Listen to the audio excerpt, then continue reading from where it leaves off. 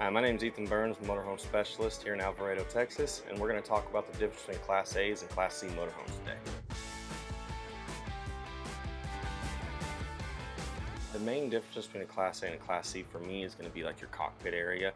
If you're going to be like doing weekends or just going for a quick trip, Class C is really awesome.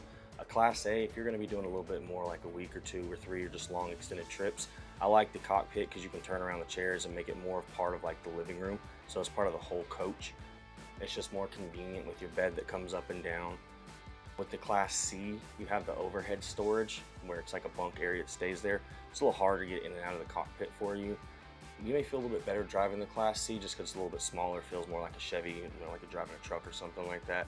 There's budget-friendly Class A's and Class C's for sure, 100%. If you want to go diesel or gas, that's a big difference. If you want to go diesel, pusher, Class A, you're looking at probably, starting between $200,000 and $300,000 minimum. If you're wanting to go Class C, you can get a beautiful Class C for $130,000 to $150,000. The Class C's will have a lot less room, in my opinion, than the Class A's. The Class A's will have a lot more outside storage and inside storage. The Class C's, like I said, to me, it's more of like a weekend thing, maybe a week trip. If you're planning anything longer than that, you probably need a lot more storage, so I would probably go with the A at that point.